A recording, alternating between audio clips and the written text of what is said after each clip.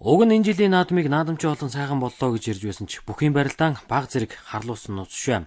7-гийн даваанд шинээр харцаг зулны болдыг хангасан содомд орж Санжаадам нарын барилдаан бодлоонтж үний улмаас наадамч олныг цаг гарan чилээсэн юм.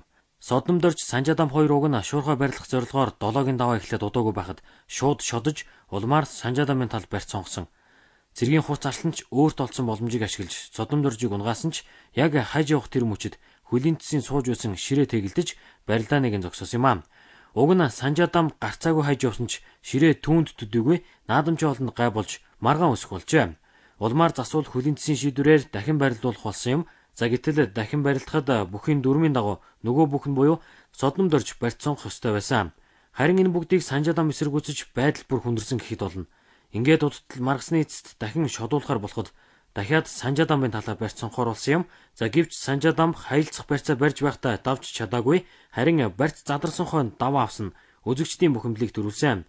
Дахин алдаа гарахгүй тулд засвалууд хоёр бүхийг голлуулаад барилуулсан бол ямар ч маргаан гарахгүй байсан.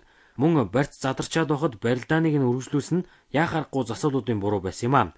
Ингээд маргаан дахин үүсч хөлийн цэц гарын данаар асуудлыг шийдэж чадалгүй наадамч олныг бухимдуулсан байгаа.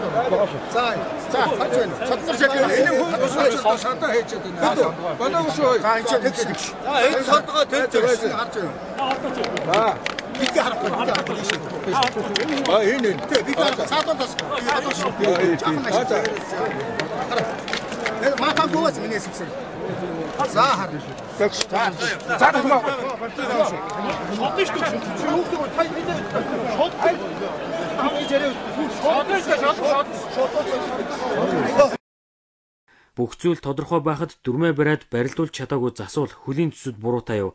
Аль эсвэл бүгчүүд дүрмээ сайн мэдэхгүй байна уу гэсэн асуулт эндээс гарч ирж байна.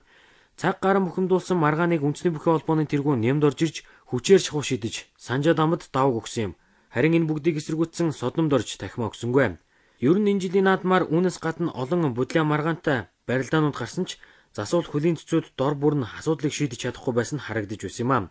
Энэ бүгдээс харахад бүхийн дүрм алдаатай цоорхой байгаа нь энэ жилийн наадмаар илэрч байна. За нөгөө төгөөр засвал хөлийн төсүүдийн хариуцлагагүй байдлаас болж маргаан бодлоо үнсэж байгаа гэхэд буруудахгүй. Тиймээс Монголын үндэсний бүхий холбоо энэ бүгд дээр анхаарал хандуулж дөрвтэй арга хэмжээ авах цаг нэгэнт болсныг энэ жилийн наадам харууллаа.